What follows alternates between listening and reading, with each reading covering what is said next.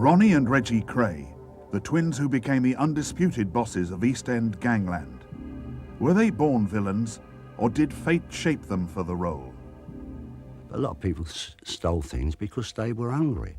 They had no other means to live.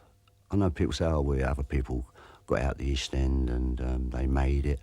It's not like that for everybody. I mean, some people are more brainy than others. They have more chances. And in your life, you mean to go one way and you're pulled another. It's not the individual's fault all the time. The Krays had got something about them that was almost indefinable. To say that they were personalities is wrong because they projected an aura of evil, of power. They would resort to violence at the slightest provocation to establish a reputation. And this they did very, very successfully, so that not only foreigners and people that intruded into the East End, but members of their own gang respected them because of that violence. But if the Krays were so evil, why did the community in which they lived put up with them for so long? In London's poorer quarters, the line between right and wrong had long been blurred. Many of life's simple pleasures were outlawed by the state. Late-night drinking, card and dice games, and off-course betting. I mean, I lived in a place called South Grove Buildings. It was a big old block of flats. There was at least 3 bookmakers in there, used to take the bets. And they all got a living, and all of a sudden they might say to my dad, Barney, my dad's name, Barney, got to nick you today. So it'd be his turn to get nicked. They'd take him to court. Illegal bookmaking, street bookmaking, might get found for a £5. The East End contained many illegal drinking and gambling clubs, which were frequently targeted by the police. People were in there playing cards, and then the police would raid it. They'd take them to the police station, have to appear in court next morning, get fined 10 shillings, 5, whatever it was in them days. And that's where the people thought, what are we doing wrong? All we're doing is playing cards. We're not doing anything wrong. And they're arresting us, and so they lost their respect for them. Down the East End, the police were sort of natural enemies in some extent, and people didn't come running in with information unless it was to their benefit. Because there was so little respect for the law itself, many East Enders were unwilling to call on the police to investigate even serious crimes. They're a community of their own.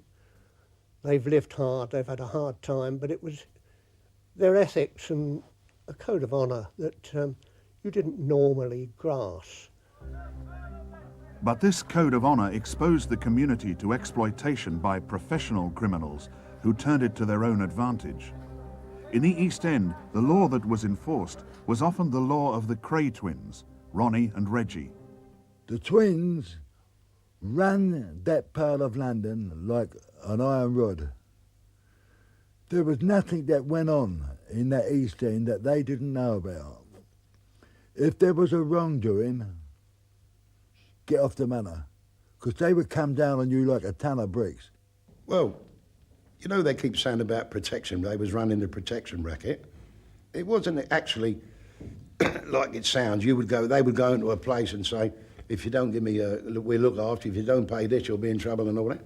The people actually used to go to them and want them to look after it and let it be known that they was looking after a place. They wasn't actually, I suppose it is a protection racket in a way, but it was worked on a different basis. People used to go to them and ask them to look after them. There were lots of people that walking into pubs that were taking a lot of money in those days. Remember, we were talking about the early 60s, when live music and good entertainment was throughout the East End, throughout every part of London. And protection money was being asked for. And therefore, rather than pay 3, 4, 5, 10 bullies, it's better to go and ask Ronnie and Reggie Kray, could you just appear for 10 minutes or have 1 or 2 drinks in our pub on a Saturday night? Once it was known as a pub that the Krays used, then that publican didn't have any more trouble. They only went into people that were breaking the law. You know, like if you had a publican who was having a laugh to timer, then they could go into him. Or if they had a club where they were doing illegal gambling, dice, spieling or something like that, they would go into them. They want their whack. But no way could they ever go into straight people. Because first, if they come into you, the first thing you do is pick the phone up, give it to the police. And that was it. So the only people they could intimidate were people that couldn't phone the police. I was known as Reggie's man. Scotch Ian Barry was known as Ronnie's man. The twins themselves would never go on an organised robbery or a blagging or anything like that. They considered that the work of jailbirds, in their own words. But as soon as they heard of somebody who had it off, their first concern was, did they know anyone on the team? If they do, then they would go in for their whack, as it was known, their share. If he says, I'm not going to give you any money, you don't jump all over him. You come back and you say he's not going to pay. Now, that would be a different mission. Go and get 3 or 4 guys and go and sit on his house or a pub or a club where he drinks and give him a talking to. Send him to the hospital for a couple of days and then talk to him again. That was everyday firm work. To take the heat off their activities as criminal overlords, the Krays maintained an elaborate facade of public relations. They were very conscious of the public image. They were. They worked a lot on it. And so what they would do is hire or use one of their own clubs and let it be known that they were organising a charity night. They didn't put their hands in their pockets and say, oh, look at this, I'm shocked about the children's unit has got no scanner or whatever. I'm going to put this money in. No, they would get other people to give it to them. Then they would hand it over, the cameras and whatever, and take the glory from it. News of these up-and-coming charitable sportsmen was by now hitting Fleet Street. But to some crime reporters, the story didn't quite add up. Norman Lucas of the Sunday Mirror sought to win the Krays' confidence in search of the truth. He found the twins at their club, the Double R. There was a constant flow of villains in and out, and they would stand at the other end of the bar and there would be whispered conversations, and then Reggie would say, well, oh, wait a minute, and he'd detach himself and go along the other end of the bar and have whispered conversations with these various people. It was then that I began to get my first suspicions that the Krays weren't what they were pretending to be, very, very honest chaps who were working for charities. Norman Lucas nursed his suspicions about the Krays, but many patrons of the Double R saw nothing in the twins' conduct to disturb them. Ronnie and Reggie were always the customer side of the bar with the customers. They were just socialising the whole time. You were never aware of any business going on whatsoever. They were just in the company all the time. As we always said, if you want to be treated like a lady, you'd be speaking to a villain. I've been invited to lots of Chelsea parties with Hooray Henrys. I've heard language that I would never, ever hear in the East End. When I was out with Ronnie and Reggie Kray, God, there'd be one look from his eyes if anyone dared to swear in front of his mother or his aunt or myself or any other lady in his presence. Say they used to come to the Astor.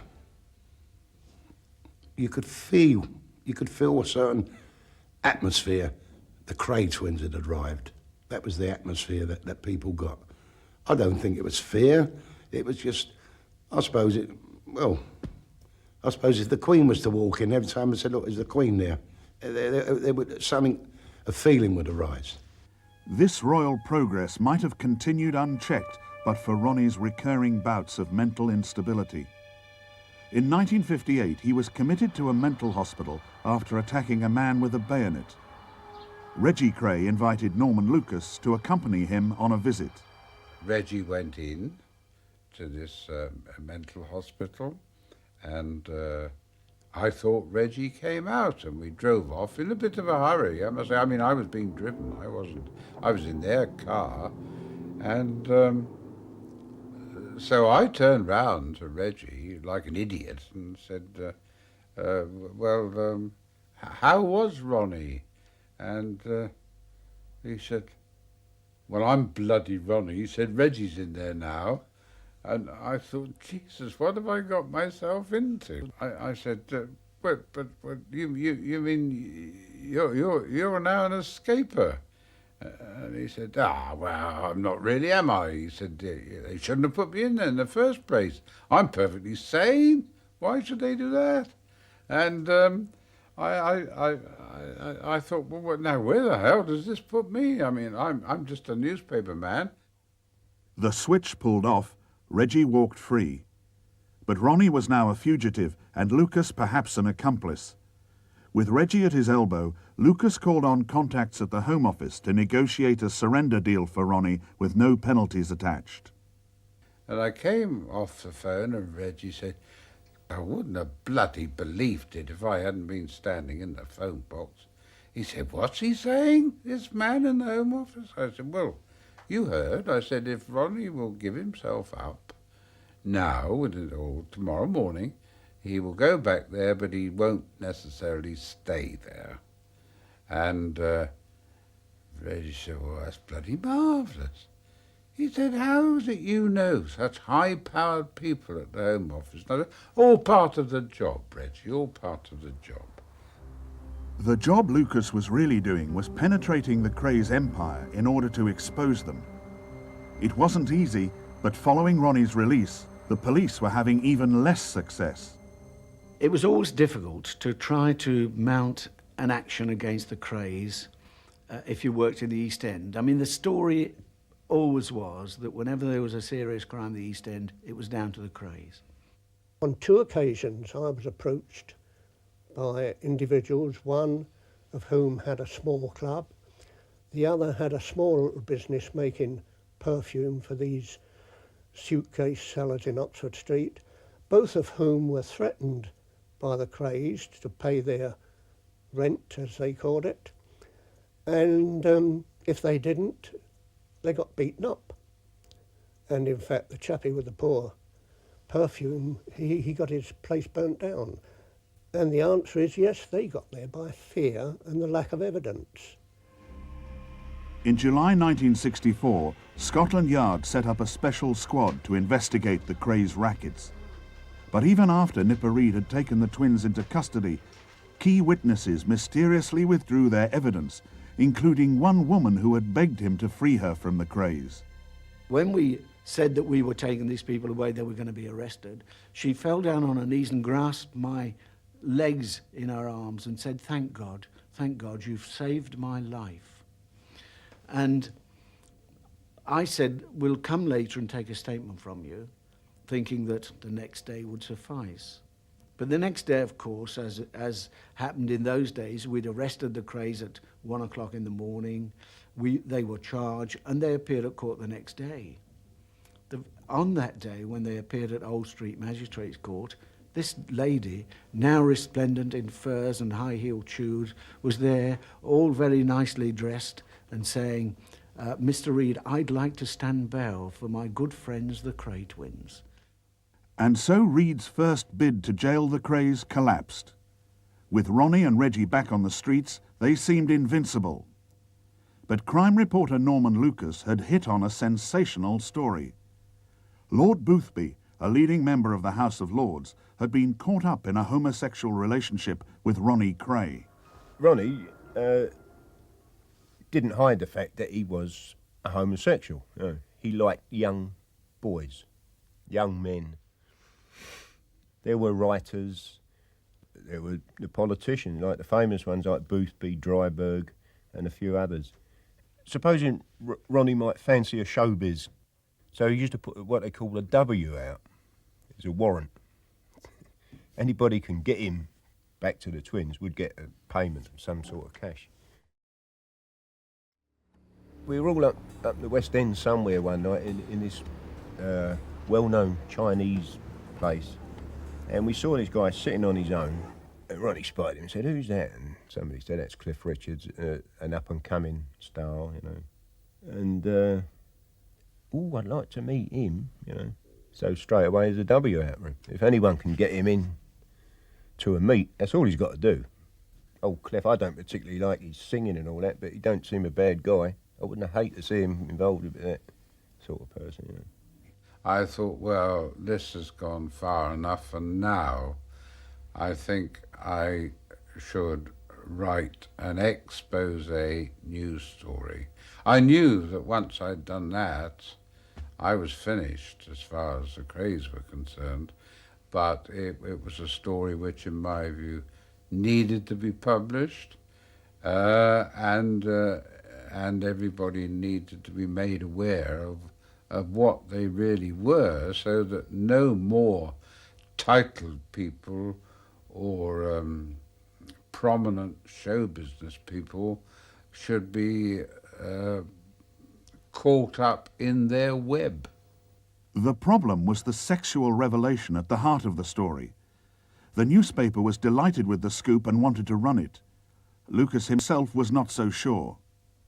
I said, well, we can't. We can run the story about their association with a peer, but we must not use the word homosexual, because who are we going to call if Boothby sues? Who can we call to prove this? We'll be sued for libel. But Lucas was overruled. The newspaper's lawyer, Philip Levy, worked out a formula to protect the Mirror from a libel action. And Levy said, well, as long as you just say that Yard are probing a homosexual relationship between Ronald Kray and a peer, you will be safe. And but don't mention Lord Boothby's name. The allegation was inserted into Lucas's story. The Mirror went ahead and published. But then, of course, the walls came tumbling down on the Monday, because Boothby did the most cunning thing in the world. He wrote a letter to the Times saying, everybody says this is me. And on that basis he sued us and got £46,000 damages, which, as I learned just 48 hours later, after he got the money, he was forced to hand over to the Krays, who blackmailed him and said, well, if you don't, we will say this is a true story.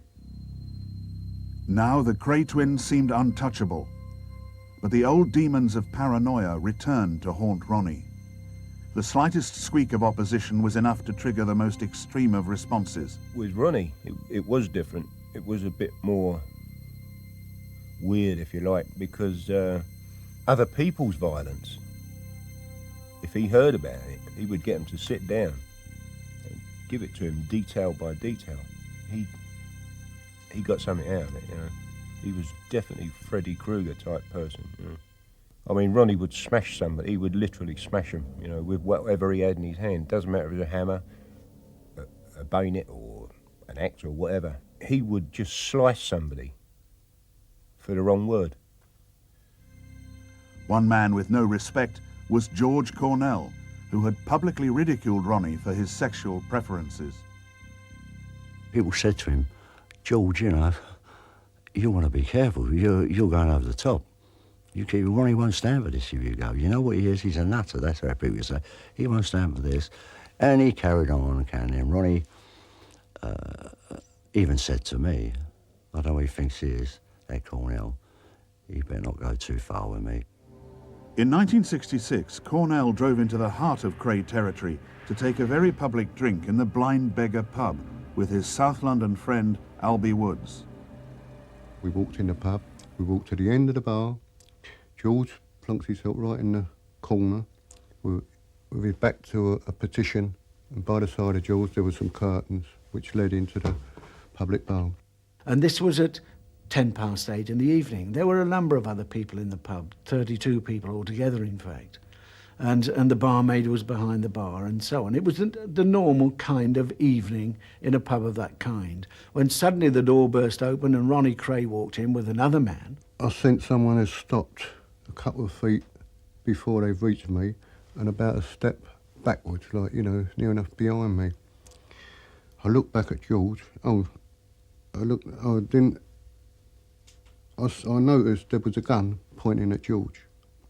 I looked back at George quick. George was really snarling at him, sneering at him.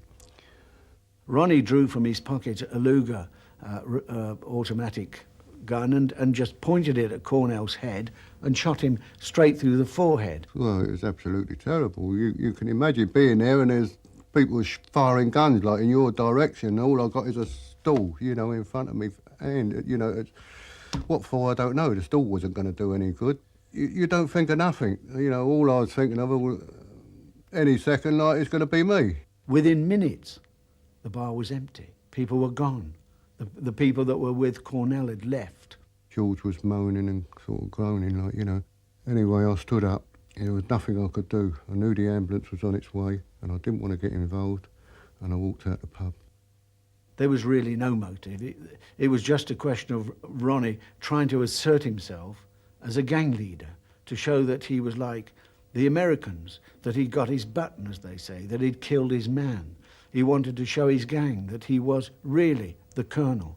He wanted the public to know that he was a gang leader.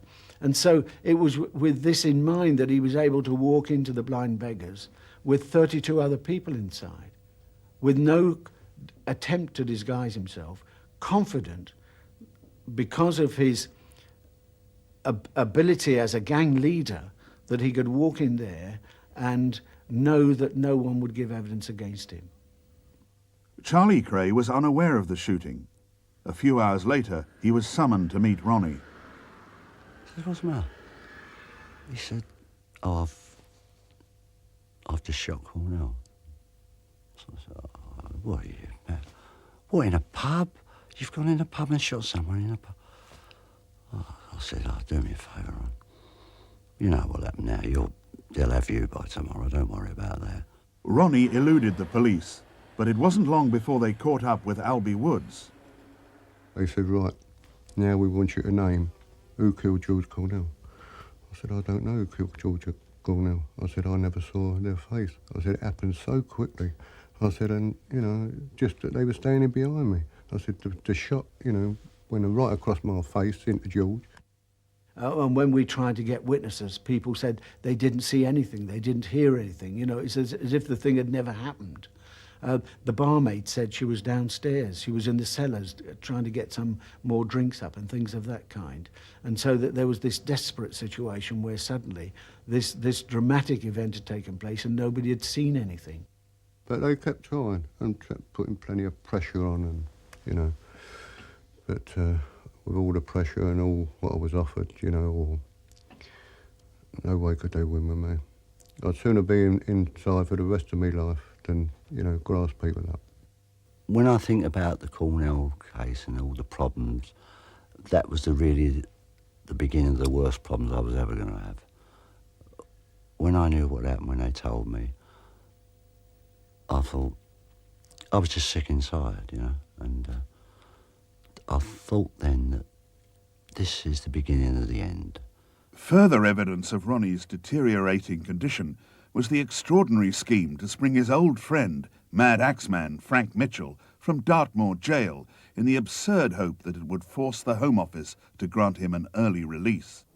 In fact, it was hardly an escape at all. Mitchell simply walked away from a moorland work party and was picked up in a car by Donahue. We were actually in Fulham when he came on the news that he'd been reported missing. Anyway, he ran up in a flat over in Barking and he started performing. You imagine, if all the psychiatrists and screws and whatevers can't control this guy, what chance have the twins got, you know? We got him a girl, hostess out one of the clubs, keep him quiet. That worked for a couple of weeks. But it soon became clear that Frank Mitchell was more trouble alive than dead. They wanted him to give himself up and go back to prison. But of course, it was too late then. Mitchell had enjoyed this comfort, relative comfort. He'd enjoyed the pleasures of this young girl. And so he said, no, I'm not going back. And then he became an encumbrance. And so then it was decided that they'd got to do something very positive about him.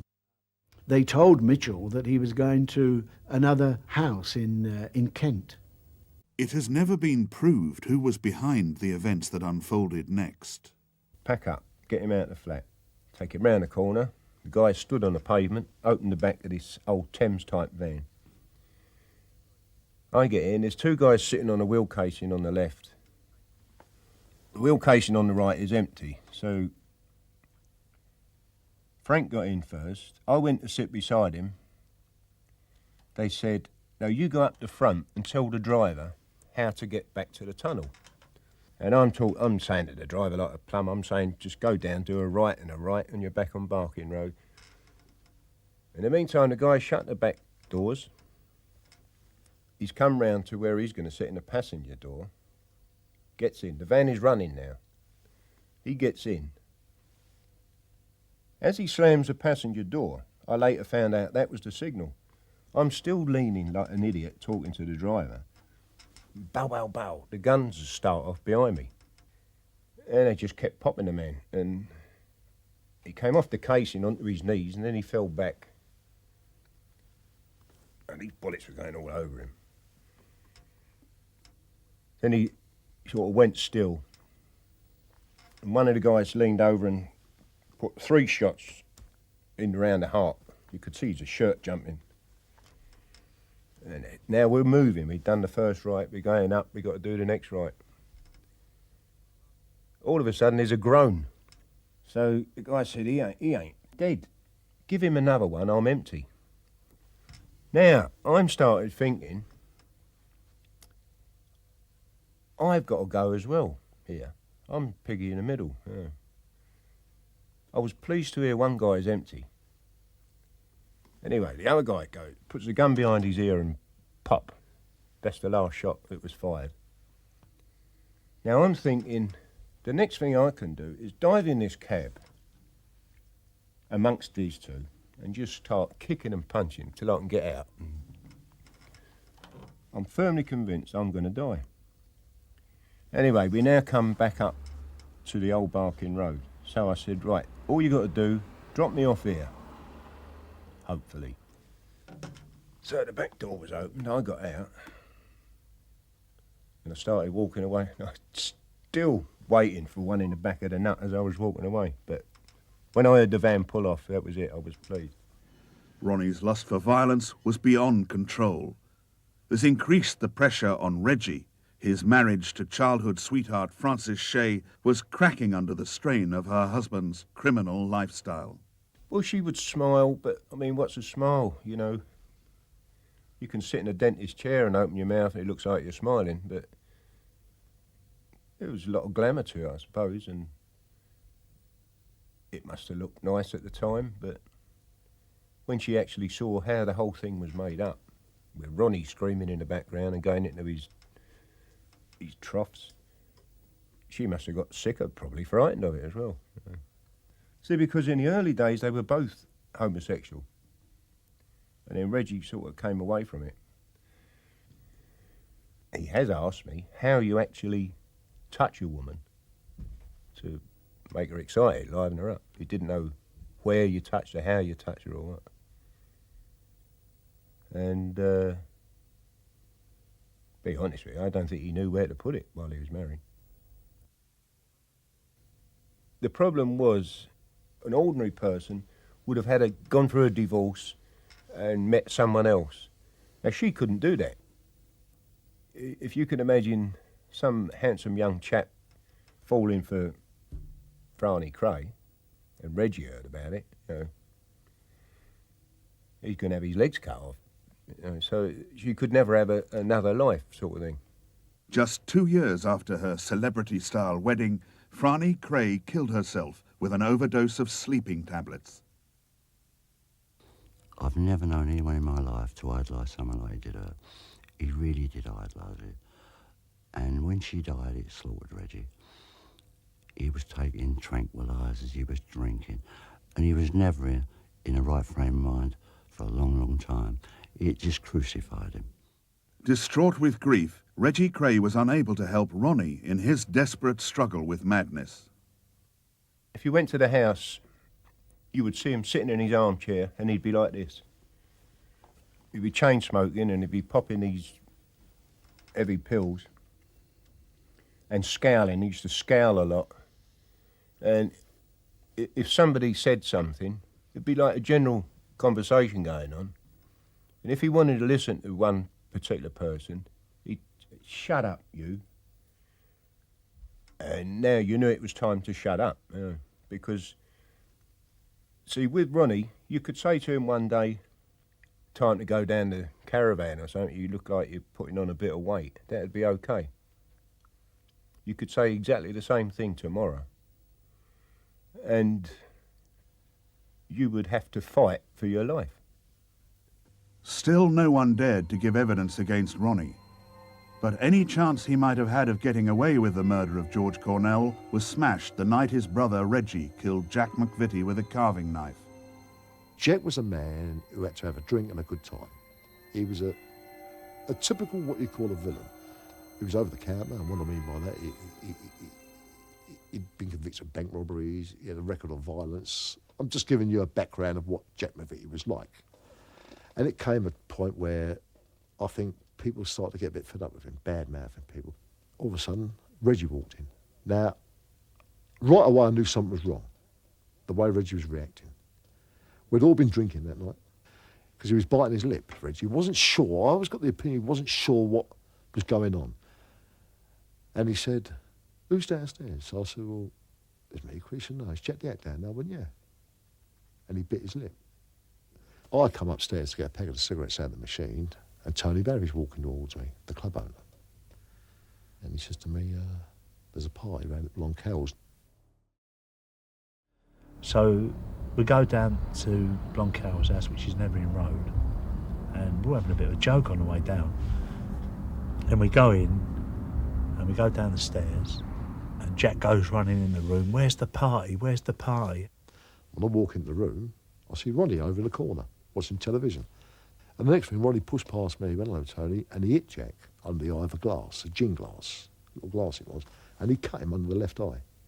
But the next thing that happened, Reggie got a knife in his hand, and Hart pinned him for some reason, got hold of him, and he let him go, and Reggie tried to shoot him, but the gun failed to go off. It's a 32 Mauser. It was a brand new one. Come on, I mean, I don't believe this is happening.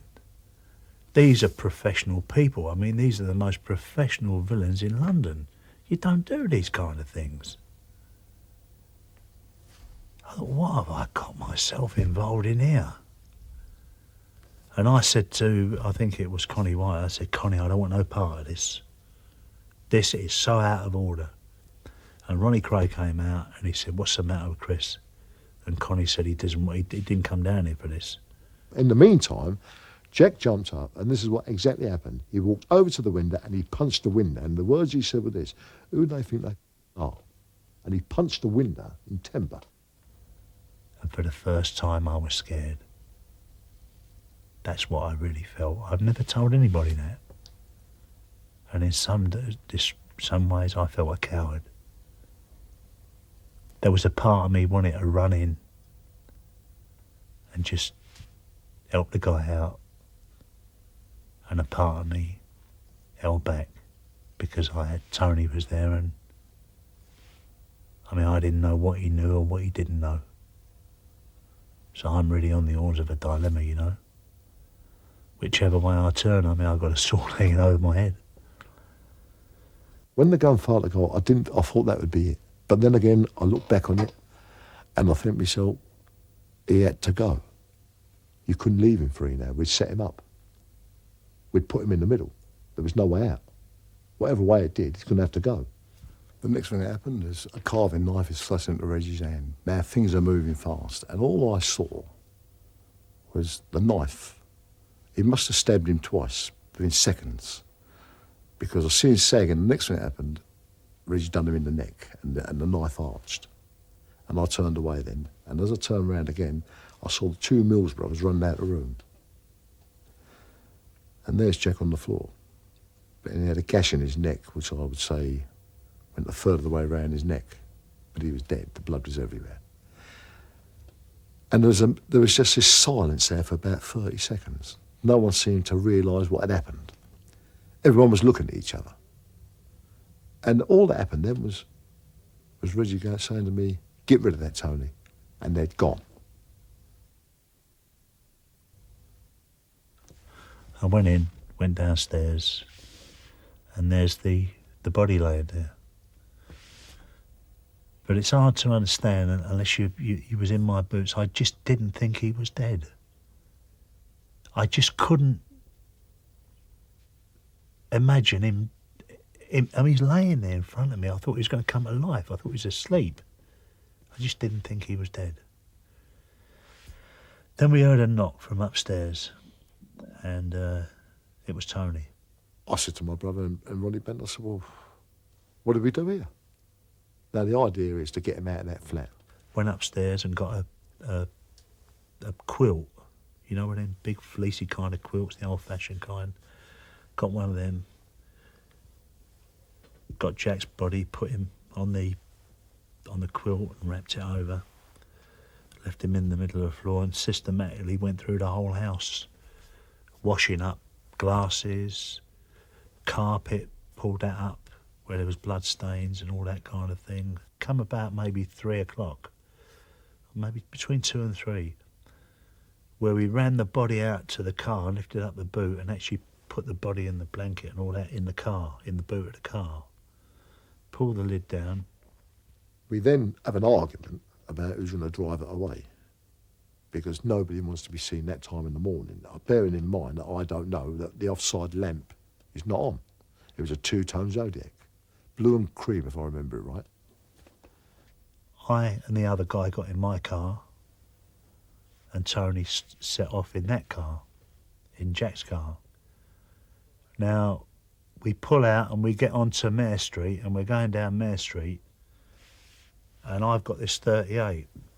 Now, no way am I going to let anybody take Tony. And the arrangement was if I'd have been stopped, there would have been trouble. There was no way I was going to take a stop with that. So there's a police car pulls up, gets between Tony and I thought, if they stop him, I'm going to get out and I'm going to do the business. And I let the other guy with me know that. Some reason or other, they turned off. And Tony went on and he went through the Blackwall Tunnel and I followed him up and I went through it after him. A few hours later, the car with McVitty's body in it was abandoned in South London. So we have a meet with them. The twins about a week later. They'd gone up the country in the meantime. And we had a meet in the Carpenter's Arms. And all that was ever said of it was nuisance. Because my brother said to him, was he a grass? Was he a wrong? And they went, no, he was just nuisance. And that is what happened to Jack McVitty. As Charlie Kray told his twin brothers, we could have had a fabulous life before all these murders. We had it made and we could have gone to better things. And as I said, you two would have been somebody. You was fate in life. And I said, now I think it's gone. You've blown it. Everything, you know. Our mother, father, me, you. We're going to go. I know we are. And everything's finished.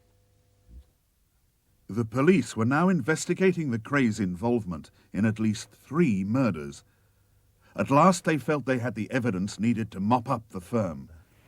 The 34-year-old ex-boxer twins, Reginald and Ronald, came here early this morning with flying squad officers, and they're still here. They were in bed when the squad called at their home in Shoreditch at about 6 o'clock this morning. But Donahue escaped the net. And I didn't know anything had happened till I get in the lift, go up to I forget what floor they were on.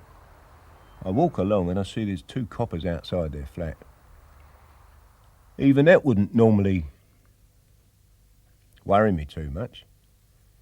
I see their front doors standing up against the wall. And I thought, oh yeah. And one of these coppers said, who are you? I said, my name is Donahue. I've got a cab firm in Bow. And I have a running account with Mr. Kray. And I come once a week to collect. Anyway, he very politely tells me I won't collect that particular week and piss off. So I did, and I was gone. And I went all over the place. Wound up in Bethnal Green. 3 weeks later, the squad came in, and that was it, wiped up. Nicked. Somebody said, have you heard about the Krays? I said, no, I haven't. He said, they've all been arrested. They made a dawn raid. Well, it wasn't a matter of weeks before I was staying at a hotel called the Hearts in Walsall that the police made a raid there and brought me down to Tintagel House. At their headquarters on the south bank of the Thames, the investigating team headed by Leonard Nipper Reed was searching for the first cracks in the wall of silence that protected the Krays. You see, this was a conspiracy between a number of people. And when you get that situation, unless one or other is prepared to give evidence for the Crown, then it's impossible to break that silence. I tried it, as I've explained, with 3 of the participants, and all of them had rejected my overtures. And Nipper said, well, do you want to talk to us now? So I said, no, I don't want to talk to you. Why should I want to talk to you? We are asking you what you know about the murder of Jack the Hat McVitty. I said, I don't know nothing. Well, as we've got it, you were there but took no actual part in the murder. In fact, you quietly protested about it. I said, I don't know what you're talking about. So I'm not only defended, I mean, I'm lumped with them anyway. There's no way I can get out of it. If I want to change solicitors, I'm going to offend them. You understand what I mean? So really, there was no way of even fighting the case. And really, I mean, there were in many respects, anything you said to defend yourself put them in a very, very bad position. So invariably, we said nothing. As far as the twins were concerned, it didn't happen. We can't be seen to be saying something did happen when they're denying all knowledge of it. That's a nail in their coffin. And bearing in mind, we were with them. We were involved here. It's not our row, but we were involved. So we've got to sink with them, whether we like it or not. People have said to me many times, I wouldn't have done that. But they haven't got to look in the mirror. It's me who's got to look in the mirror at the end of the day. And I have to live with that. And I couldn't stand the thought that anything I said would help to convict men and put them down for that length of time. But the persistence of Nipper and his team was rewarded. One after another, former Kray associates broke the criminal code of silence and turned Queen's evidence. Anyway, I go up for a solicitor's visit, it's called. I walk in the room, there's the twins and Charlie Kray and old Manny Freedy sitting down. There's an empty chair for me. So we're all sitting down. So they say to me, what do you reckon? I said, well, this is what I've made, notes I've made. Reggie takes the notes, reads them, and just ripped them up. When he sees this, Freedy, he gets up, he says, I'll go and get another chair. Who for? We're all sitting down. He just wanted to be out of the room so they don't hear. Ronnie says, don't bother with notes, Albert. He said, what we're going to do, Scotch Jack is going to hold his hands up for Cornell. Young Ronnie's going to hold his hands up for Jack the Hat. And we want you to hold your hands up for Mitchell. And we'll take all the violence and frauds. What a wonderful chap, you know. So I looked at him and I said, no. And wow, the temperature went down in that room about 10 degrees straight away. And they just staring at me. So that was it. I am now off the firm. Freedy comes back, smells it, and he said, my boy, just because you're not a Kray doesn't mean you won't get the same treatment. I said, yeah. Finish. Donahue trusted his instinct. He pleaded guilty to a lesser offence of being an accessory to murder and was sent to prison for 2 years. The most damning witness of all proved to be Ronnie Hart, the Kray's own cousin. Once Hart had decided to tell us who was present, what their involvement was, and the fact that they were present, of course, makes them guilty of the murder, indeed as guilty as Reggie Kray had actually wielded the knife. Once he had given that evidence, we could charge all of them, which we did. He said, you want to go down with him, you're going to go down with him. Don't stand no nonsense off him. Charge him. Ronald and Reginald Kray were sentenced to life with a recommendation that they should serve a minimum of 30 years. Chris and Tony Lambriano were also sentenced to life. they didn't come out for 15 years. Charlie Kray was sentenced to 10 years for being an accessory to murder. But in the East End, there were mixed feelings about the verdicts. When the twins finally got nicked and they got found guilty and what happened to them, I was very, very upset, because even though people think they was murderers, villains, gangsters, I mean, there's a lot of people done a lot worse than them, got a lot less for it and still getting less for it. And in a lot of people's eyes, they'll still go as two nice boys, even though it's might strange sounds to you. They will still be known as two nice boys. I mean, the whole of the East End was devastated. I don't think they ever dreamed, nobody in the East End thought that they'd be sentenced to 30 years, minimum sentence. But one of the architects of their downfall has no such sympathy. I didn't consider them to be friends as such. Okay, I enjoy having a drink with anybody, and I enjoy listening to anybody's stories of this or that. But I felt that at the end of the day, I was going to get a first-class story out of it, possibly a book, a feature series, and do a public service in exposing them.